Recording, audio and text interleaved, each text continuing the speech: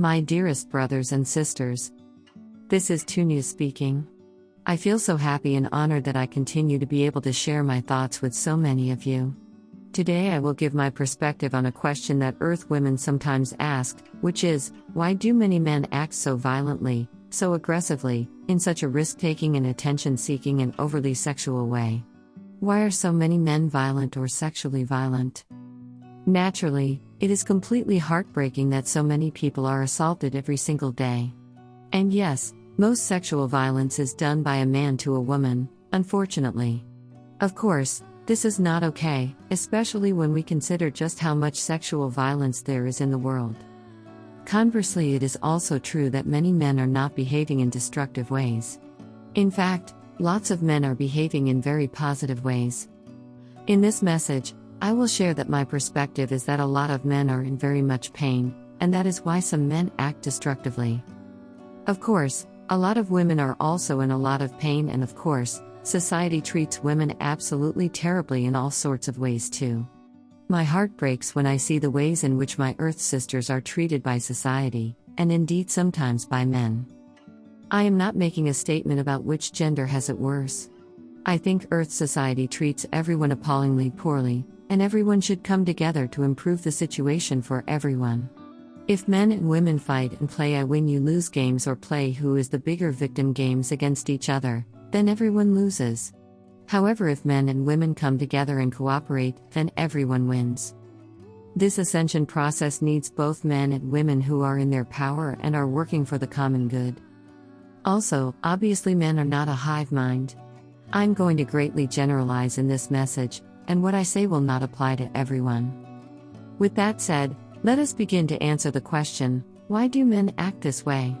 This message will involve a discussion on people considering to end their lives, so if you do not wish to listen to that, I suggest that you skip this message. Now, one critical thing to understand about Earth men in 2023 is that many of them feel that they are inherently worthless, or even that they are inherently a net negative on the world. One part of that is the endless barrage of messages that men are the primary source of most problems in the world. Or at least, that's what certain messages sound like to a lot of men. Some messages literally argue that the source of most problems are men. Then there are statements that can be misconstrued, such as someone saying, patriarchy is the problem. When that is said, most men just hear, men are the problem, even though a feminist scholar might argue that those statements are not the same thing. If a man believes that men are the cause of most problems in the world, then he might very well conclude that his very existence is a net negative to the world. Often he then either becomes depressed and loses himself in video games, or becomes destructive. Maybe this is not entirely rational, but subconscious anxieties usually are not entirely rational. Similarly, when the phrase toxic masculinity is mentioned, a lot of men hear, masculinity is toxic. Many would argue here that this is not what the phrase toxic masculinity means, but that is often what that phrase is being interpreted as. Admittedly, more dialogue could clear up this misunderstanding. Still, to a lot of men, this is a distinction without a difference, because the lived experience of a lot of men is that they are treated as suspicious until proven innocent, and that masculinity is not welcome even if those forms of masculinity are healthy. For example, schools absolutely do not welcome healthy masculinity in boys. Instead, boys are being forced to obey, sit still for hours, study things they don't want to, and they are given punishment or drugs or social shaming if they behave in a masculine way. The way school treats boys is absolutely crippling to a lot of boys, and distills in them a deep lived experience that masculinity is not welcome.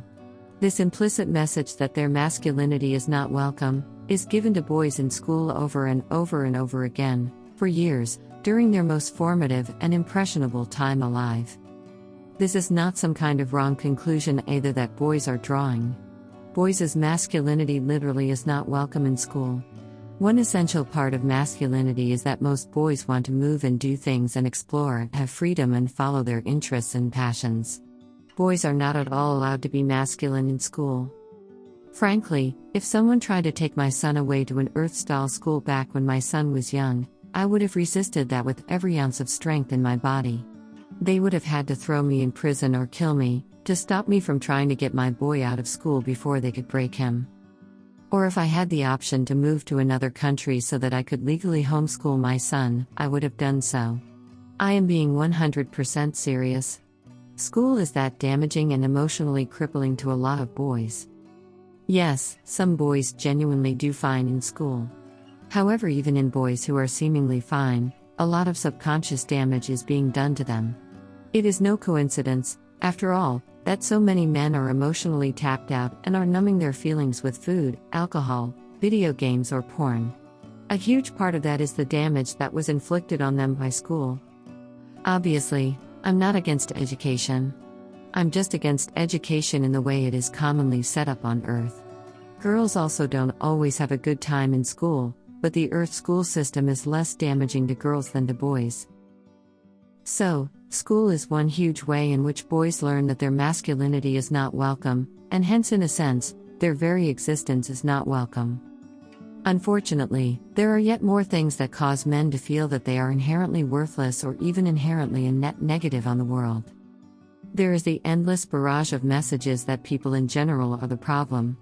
People are told that they are causing species extinction, soil erosion, climate change, etc. And lots of men inherently are wired to take responsibility and take action and fix problems, but in such an individualistic world, no one man can hope to stop soil erosion all by himself. So in practice, this feeling of responsibility coupled with a feeling of powerlessness often leads to subconscious guilt and to a subconscious malaise and possibly even self-hate. Furthermore, some people are being shamed for what their grandparents did. Again, lots of men are wired to take responsibility and take action and fix problems, but in this individualistic world, no one man can fix the issue that a certain country colonized another country in the past. No one man can undo the evils of slavery. Again, this just leads to men feeling powerless, detached, helpless, and sometimes they begin to loathe themselves. This is breaking my heart to communicate, because I love men so very much. I think men are amazing. But still, let's proceed with the message. Yet another thing that undermines the feeling of men that their very existence on this planet has any value whatsoever are the messages that say that even if men make it, they are still bad or worthless people.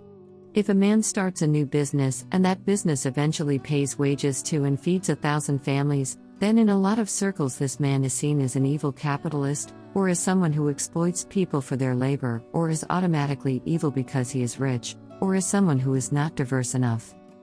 It also does not help here that it is becoming more and more difficult to have a decent life if you are an average worker, at least in the West. Men often feel guilty if they cannot provide the life for their families that men think they should.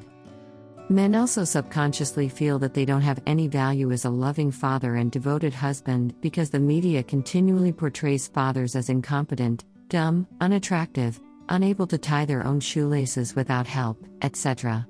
And yes, of course, lots of people do actually appreciate fathers, but media messaging has still given lots of men the subconscious idea that even if they are loving fathers and husbands, that they're still losers. Then they're still Homer Simpson. We all understand that media messaging matters, right? If any group is consistently depicted negatively in television, then most people understand and agree that this is problematic and that this is creating negative stereotypes and possible self-hatred in that group. Well, fathers are being consistently depicted negatively on television and in movies. So basically, lots of men feel that they are worthless, or even that their very existence on Earth is a negative. And men feel that even if they succeed at the traditional paths for men to prove their value as a person, being a father or being a successful worker, even then men subconsciously feel they still do not have any value as a person, and they might as well not even exist. If you feel that you are inherently worthless and that there is no real path towards you having any value as a person, why would you not start behaving in a destructive manner? What is there to lose? Unfortunately, I am not done yet. On top of all of this, men are also treated by society as if they have less inherent worth than, say, women. Yes, rich and famous and beautiful men are treated very well by society indeed, but the lived experience of the average guy is that they are treated as if they have less worth than women. For example, there is a ton of money being spent on breast cancer research, and very little money being spent on prostate cancer research. This seems to at least partially undermine the narrative that average men are privileged. Also, sometimes it is implied that because most rich people are men, surely men must be rigging society to benefit men. But if so, why is society spending much more money on breast cancer research than on prostate cancer research? In America, more women than men go to university, and yet still there are far more women-only scholarships than men-only scholarships. When men become aware of this, they either conclude that society is rigged against them, or they conclude that apparently women are apparently just inherently more valuable than them. What else are they supposed to conclude? And yes, sure, there are some misogynist men out there, but that doesn't make this fair. This is also one part of why men tend to be less left-wing and less collectivist. If collectivism means that there are far more women-only scholarships than male-only scholarships, even though there are already more women at university, then understandably, collectivism becomes less appealing to men.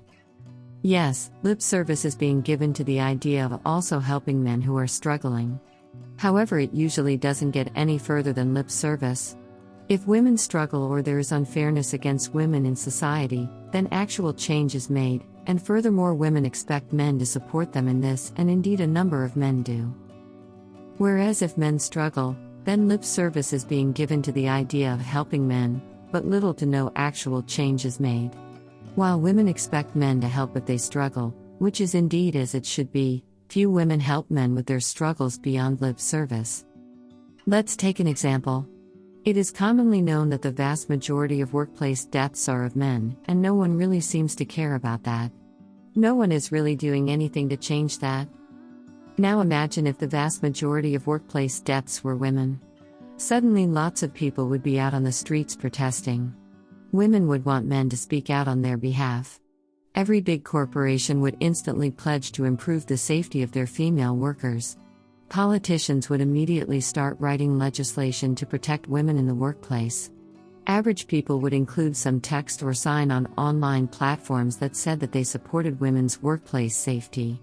Anyone who said that protecting women in the workplace wasn't a big deal would be called a misogynist and deplatformed. But because it's men who are dying and not women, no one really cares. What are men supposed to conclude from this, other than that their lives are apparently not as valuable as women's lives? Yes, rich and famous and handsome men have an incredible amount of privilege and are treated very well indeed by society, far better than most women are. But this is not the experience of the average guy. It doesn't help the average guy that most rich people are men, as we saw with the example that prostate cancer research is funded far less than breast cancer research. I am not saying that unfairness against women does not exist. Of course it does. There is a ton of that, in fact. But there is plenty of unfairness against men too. Or take another example, one that I personally consider to be quite heartbreaking. In his mid-20s, the channeler was working as a mailman. He was delivering mail to people and it was about 35 degrees Celsius outside, or about 95 degrees Fahrenheit. A woman handed him a glass of water, and this experience shocked the channeler to his very core. To this day, that image is burned into his memory and he can still clearly picture the situation in his mind's eye. Why was this situation so shocking to the channeler? Quite simply, up to that point only friends and family and teachers and people who wanted something from him ever did something for him. Basically, the channeler's lived experiences were that strangers did not care about him at all and would not even lift a finger to help him. The concept of a stranger doing something nice for him, without there being anything in it for the stranger, was absolutely shocking to the channeler. This is pretty much the experience of your average, non-rich, non-handsome guy. Few to no strangers ever lift a finger to help you. And no, the channeler did not have an awful body odor and is not disfigured or anything like that. In those days, he just came across as your average guy. This is also illustrated by how men and how women approach the act of ending their own life. Obviously, I'm generalizing here, but in general, women are more likely than men to do so in a way in which they can be found or saved, because women know that within reason, strangers are willing to help them. Indeed, women are right, within reason, strangers are willing to help them. Whereas men know, correctly, that few to no strangers are going to lift a finger to help them. And hence if they decide to end their own life, much more often they do so in a way that guarantees that their life ends. It's far less common for men to end their life in a way that's survivable and that could be seen as a cry for help. Even if a man's family and friends do genuinely care about him, often their so-called solution is just to tell him to man up and get back to work. One more factor that leads to men feeling awful about themselves is that society tells them that they are losers if they do not have lots of sex and or have a girlfriend. Yet most young men in 2023 are not able to find either. And yes, of course men can work on themselves and become more attractive and better people. However, it is equally true that society probably should not shame young men if they are unable to have regular sex or find a girlfriend. By shaming men like this, men actually become more focused on this than they naturally already are. One part of why some men are aggressive against women is that a number of men are actually terrified of women, on such a deep level that they are not aware of it. After all, some men's self-image depends on what women think of them, and whether women want to be with them or not. And some men fear feminine power. Indeed, feminine power is awesome, but of course, men benefit if good-hearted actualized women are in their power. Similarly, women benefit if good-hearted actualized men are in their power. So, let's get back to the question we asked at the beginning: why do men act so violently, so aggressively, in such a risk-taking and attention-seeking and overly sexual way? Well, as I've argued for most of this message, a large part of that is because they feel inherently worthless or even less than worthless, namely that their very existence is a net negative. The message that society is sending your average man is something like this: your very existence is a net negative. Your masculinity is not welcome and we expect you to suppress that. If you work really hard, you might be able to prove your worth as a person, but at that point you either become Homer Simpson or an evil capitalist. If you start a business, government has proven that it can tell you to shut it down for a year, which may very well kill your life's work. Tough luck. In some ways, the system is slightly rigged against men specifically. If you fail or even die, few people care or help you. In fact, if you fail to reach a high-status position, then that means that there are more opportunities for women to get into high positions and that would make things more diverse. So, is it really surprising that some men behave in aggressive or inappropriately sexual or in unreasonably risk-taking ways, or that many of them are addicted to alcohol or drugs or porn or video games? Of course, just because men suffer, does not mean that they have the right to hurt others. They do not. However, I do understand those men who hurt others, even while I wish they didn't. To be blunt, when I look at men, I am surprised that more of them are not out there robbing and assaulting and murdering people. While yes, obviously every assault is one too many, Earthmen are actually behaving better than I would expect them to, given the circumstances. The vast majority of men really are just wired to be responsible and dutiful and protective towards the people around them. Or perhaps the more cynical interpretation is that men who feel awful about themselves are more likely to lose themselves in alcohol, drugs, and video games and porn in 2023 than they are to start murdering other people. This is heavy stuff. Fortunately, we are finished with the saddest and heaviest part of this message. Before we continue, I would like to invite you to take 3 deep breaths. 1. In. And out. 2. In. And out. 3. In. And out. There is a second reason that I have not yet talked about. That is that historically, most women reproduced and most women didn't reproduce. This happened because the most successful men had children with lots of women, while men who were not at the top had children with no one. Meanwhile, women could pretty reliably reproduce simply by making themselves available to the most successful men. Of course, this involved lots of repression and keeping women down and violence and even sexual violence against women. Of course, I am not saying that past structures were women-friendly. They very much were not, and I would not want to live in such structures. Still, most women reproduced and most men did not. You can verify this for yourself with some online searching.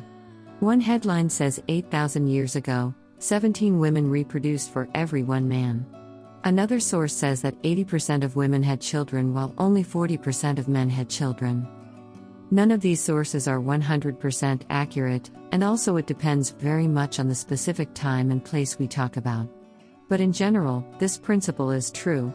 In the past, before many societies started enforcing monogamy, a few super successful men had a ton of wives and sometimes literally hundreds of children. Meanwhile, men not at the top simply did not reproduce. Meanwhile, the average woman absolutely may have been kept down, but she could reproduce simply by playing it safe and making herself available to the most successful men, or she reproduced simply because powerful men claimed her. Which of course is not a good thing, but from a reproduction standpoint, this still leads to having children. For women, from a reproductive standpoint, playing it safe led to a large probability of reproductive success. Meanwhile, there was not that much upside to taking huge risks. Even the most reproductively successful woman will only have somewhere around 15 pregnancies. Earth women simply cannot have the hundreds of children that men can. So let's put this in a modern context. Suppose that you are an employee of the corporation called being a man. This corporation is going to fire the vast majority of its employees, but this corporation is going to reward its top performers incredibly well. So, of course, people employed here would start taking huge risks. They would start trying to stand out and would heavily and openly compete against each other. Fights may even break out. And indeed, this is what we see men do. Now suppose you are an employee of the corporation called being a woman. In this corporation, if you just perform normally and don't get into fights with your colleagues and don't take any big risks or cause trouble, you will very likely make it, you will reproduce. Furthermore, if you do take a huge risk and it pays off, then you will not be rewarded that much more than other people who do not take risks. So of course, most people employed here do not take huge risks, do not heavily compete against each other in the open, do not physically fight each other, etc. And indeed, this is what we see women do. So for men, the default is that they do not reproduce and their line goes extinct. Hence they take risks, they compete in the open, they fight, they can be very overtly sexual, etc. Men feel like they have to take chances and compete and get ahead, or they'll die alone. And this leads to certain negative behaviors, but it can also lead to some men becoming true experts in their field and contributing a lot to society, for example. I'm not saying that women can't be experts, but there are fewer women than men that dedicate their entire life to a single career or a single topic of study. This is also one thing that leads to the pay gap. A man feels that they have to excel, and they know that if they do a bit of this and a bit of that, no one cares. So more men than women hugely focus on one area and become so good at it that people have to take notice, and have to pay them well for their true excellence in that field.